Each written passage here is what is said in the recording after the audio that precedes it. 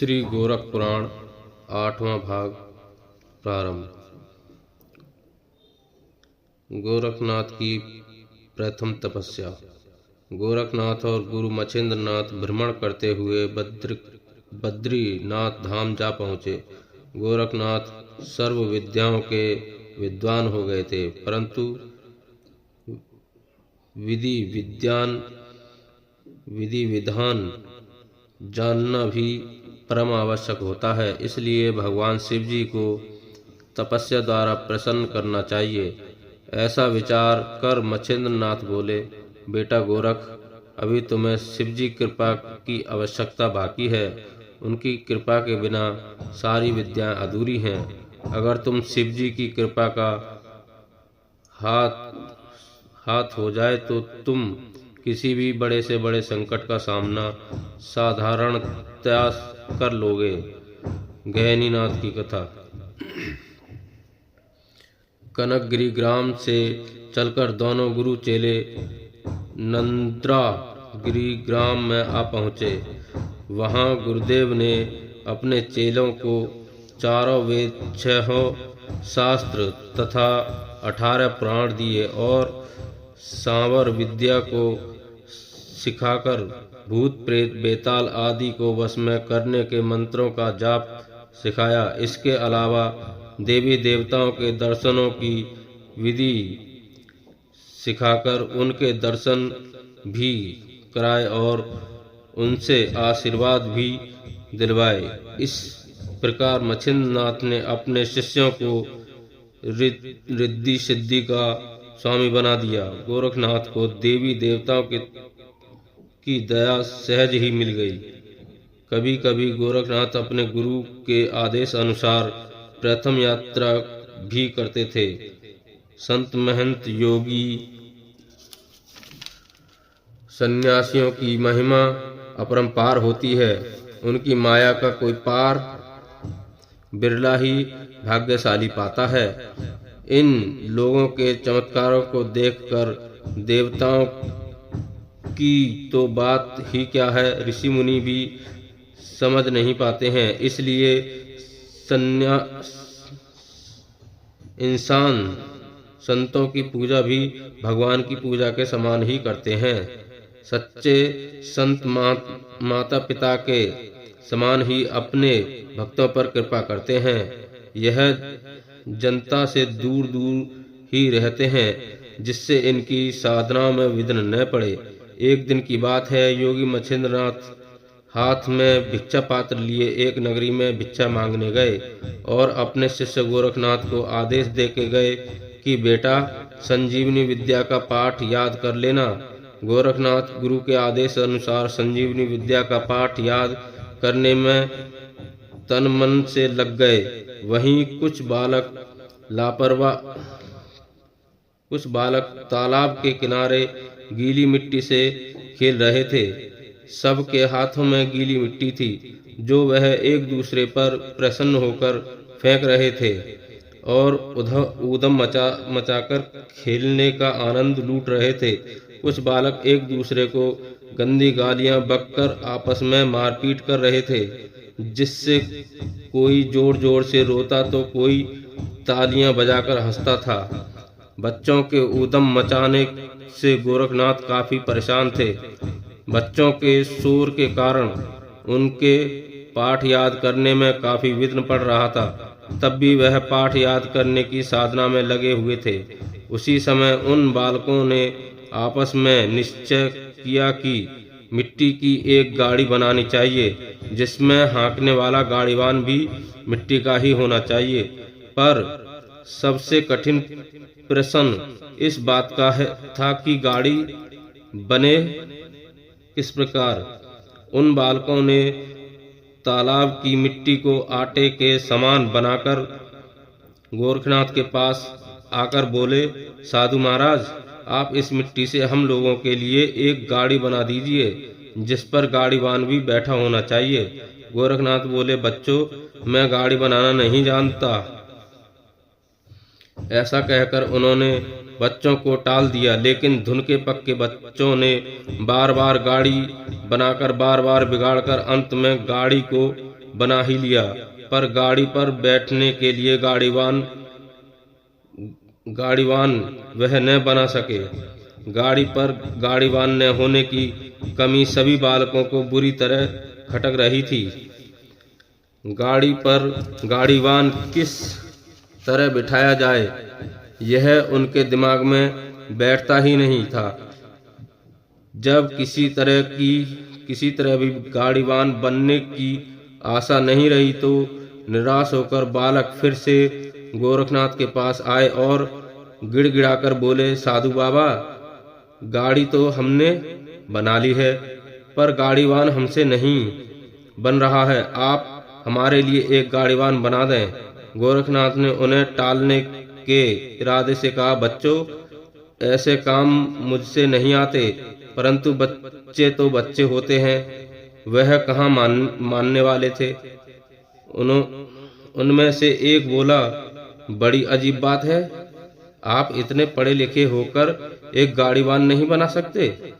हमने तो सुना है कि पढ़े लिखे लोग मूड़ा, तिपाई, चारपाई वगैरह सब कुछ बना लेते हैं। फिर सब बच्चों ने अपने साथी की बात का समर्थन करते हुए ताली बजाना शुरू कर दिया और बोले, साधु बाबा झूठ बोलते हैं, साधु बाबा झूठ बोलते हैं। इन्हें गाड़ीवान बनाना आता है मगर झूठ बोलते हैं। गोरखनाथ ने बच्चों के ऊधम से तंग आकर माथा पच्ची करने में भलाई न समझी। उनके संजीवनी विद्या के पाठ में विघ्न पड़ रहा था, इसलिए उन्होंने हार कर कहा, गाड़ीवान बन जाने पर तुम लोग यहाँ से दूर जाकर खेलोगे। सब बच्चों ने एक स्वर में कहा, गाड़ीवान बन जाने पर हम यहाँ से बहुत दूर चले जाएंगे। गोरखनाथ बच्चों की बात सुनकर हंस पड़े और गीली मिट्टी हाथ में लेकर गाड़ीवान बनाने लगे। गोरखनाथ हाथों से गाड़ीवान बना रहे थे और मुख से संजीवनी विद्या का पाठ पढ़ते जा रहे थे। अभी गाड़ीवान पूरा बन ही नहीं पाया था कि संजीवनी विद्या के मंत्रों के प्रभाव से गाड़ीवान के हाथ पांव हिलने लगे, परंतु गोरखनाथ ने उसके हिलने डुलने पर ध्यान ही नहीं दिया। गाड़ीवान पूरा बन चुका, लेकिन संजीवनी का जाप बराबर चलता रहा, जिसके कारण गाड़ीवान में जीव आत्मा का प्रवेश हो गया और गाड़ीवान का खिलौना जीता जागता छोटा बालक बन गया। उसके शरीर में हड्डी, मांस, रुधिर, प्राण सभी आ गए थे। ज्ञान इंद्रियों का समावेश होने के कारण वह रोता रोता बोला, जय गुरु गोरखनाथ जी की। मिट्टी के पुतले को बोलता देखकर गोरखनाथ को काफी आश्चर्य हुआ कि इसमें प्राण किस प्रकार पड़ गए। बच्चे भी मिट्टी के बने गाड़ीवान को रोता देखकर भूत भूत चिल्लाते हुए भयभीत होकर गांव की तरफ भागे और अपने अपने घरों में पहुंचकर अपने माता पिता को मिट्टी के बालक की सारी घटना बता दी। ऐसी अपूर्व घटना सुनकर ग्रामवासियों को काफी आश्चर्य हुआ और सारे गांव में उस बालक के दर्शन करने का हंगामा सा मच गया। इसी गांव में योगी मच्छिंद्रनाथ भी भिक्षा मांग रहे थे। उन्होंने जब इस अपूर्व घटना को सुना तो वह तुरंत समझ गए कि यह सब संजीवनी विद्या के मंत्रों के प्रभाव से हुआ है।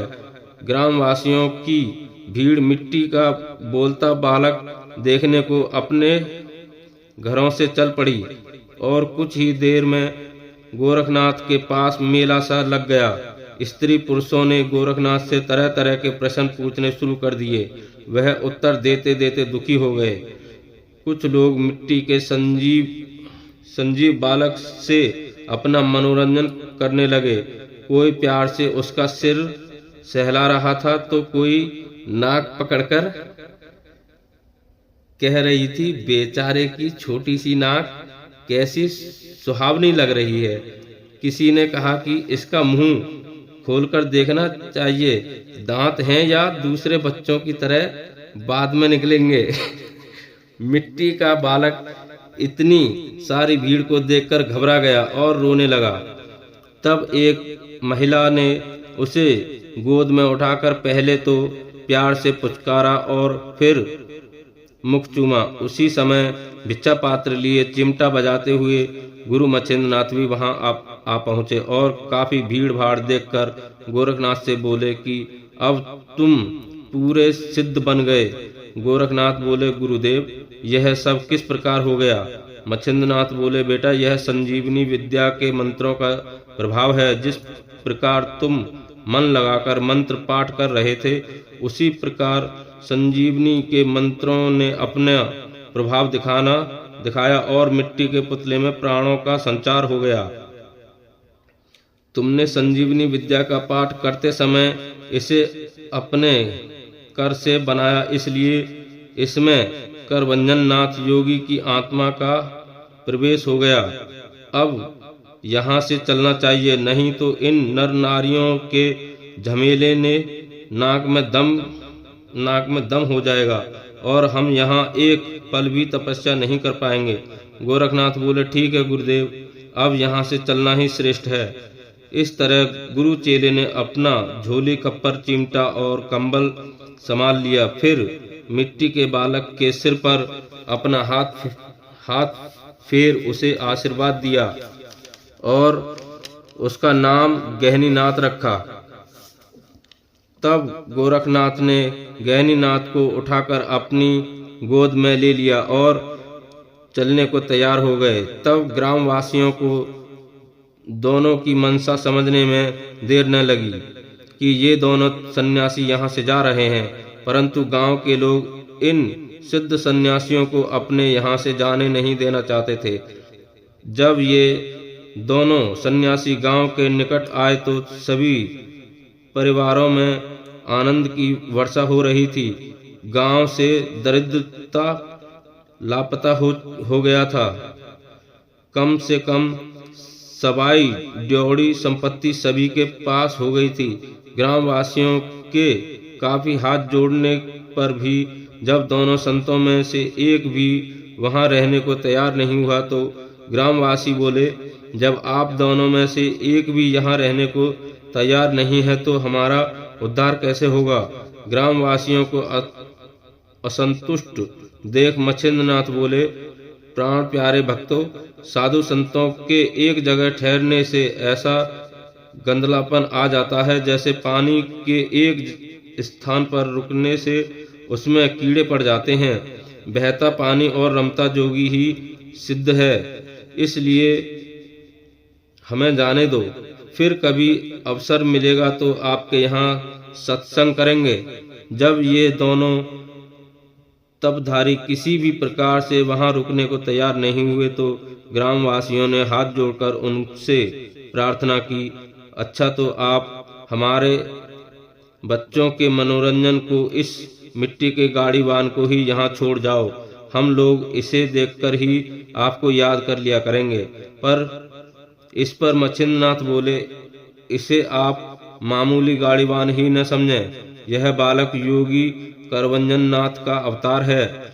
इसका पालन करना हर एक व्यक्ति के वश की बात नहीं है। जिसे पुत्र की चाहत होगी वही इसका पालन पोषण कर सकता है।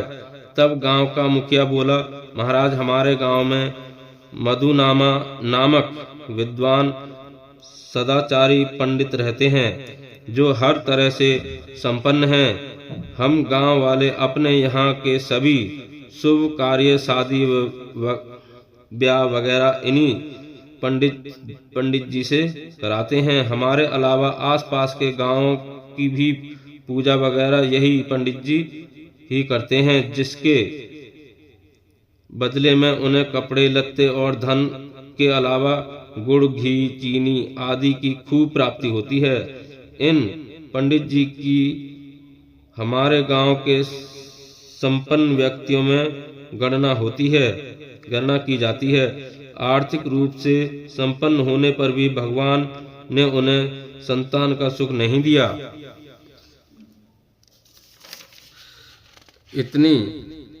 इनकी पत्नी का नाम गंगा देवी है। हम लोग इन दोनों पति पत्नी का काफी सम्मान करते हैं। इन्होंने सारे प्रयत्न करके देख लिए, परंतु उन्हें संतान का सुख प्राप्त नहीं हुआ। अब अधिक आयु हो जाने के कारण उन्हें अपना भविष्य अंधकारपूर्ण नजर आ रहा है। हम ग्रामवासियों ने यह निर्णय किया है कि यह बालक उन पंडित पंडिताइन को दिलवा दिया जाए। वह दोनों इसका पालन पोषण भली भांति तथा बहुत लाड प्यार से कर सकेंगे तथा उनका बुढ़ापा भी हंसी खुशी से कट जाएगा। आप आपस में यह निर्णय कर गांव का मुखिया तथा और भी कुछ सज्जन लोग उन पंडित जी के घर जा पहुंचे। पंडित जी को उन्होंने दोनों चमत्कारी संतों और मिट्टी के सजीव बालक की कथा सुनाई। यह बात सुनकर पंडित तथा पंडितानी की खुशी का ठिकाना न रहा। वह दोनों तुरंत ही गांव के मुखिया के पीछे पीछे चल दिए।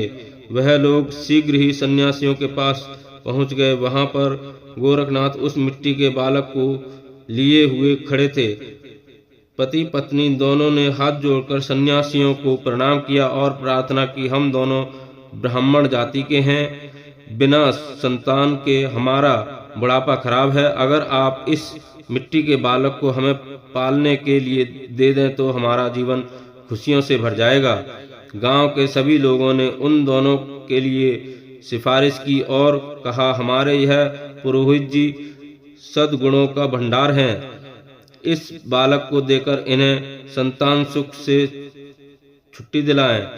ग्रामवासियों और मुखिया की बात सुनकर मछिंद्रनाथ बोले, पंडित और पंडितानी के दुख में मेरी सहानुभूति है, परंतु यह इस बालक को मिट्टी का बालक समझकर इसका पालन पोषण ठीक से नहीं कर सकेंगे।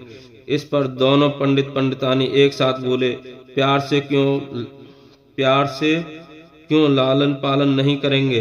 हमें जब इस खिलौने जैसे बालक से प्यार है तो हम इसका पालन पोषण भी बड़े लाड प्यार से तन मन धन से ही करेंगे। योगी मछिंद्रनाथ बोले, परंतु इसे मिट्टी का मामूली बालक मत मानो। यह करभंजन नाथ योगी का अवतार है। यह देवताओं का अंशी है और हमने इस बालक का नाम गैनीनाथ रखा है।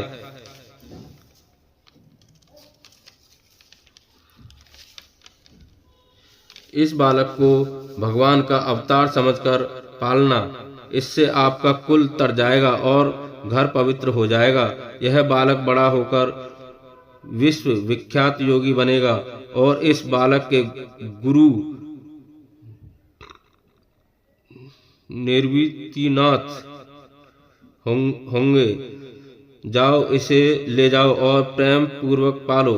इतना कहकर मछिंद्रनाथ ने गंगा देवी के ऊपर अभिमंत्रित भस्म छिड़की, जिसके कारण गंगा देवी के हृदय में ममतत्व जाग उठा। उसके स्तनों में दूध उत्पन्न हो गया।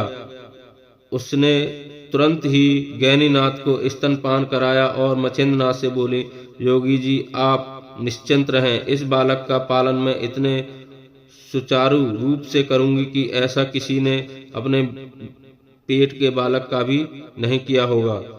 मछिंद्रनाथ बोले, चिंता तो हमें रत्ती भर भी नहीं है।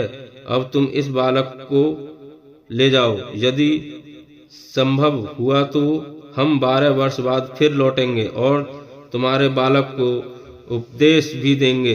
इतना कहकर दोनों गुरु चेले वहां से चल दिए। ग्राम निवासियों ने उन दोनों को बड़े सम्मान के साथ विदा किया और फिर ग्राम निवासियों के चेहरे पर उदासी छा गई। जय हो गुरु गोरखनाथ बाबा की।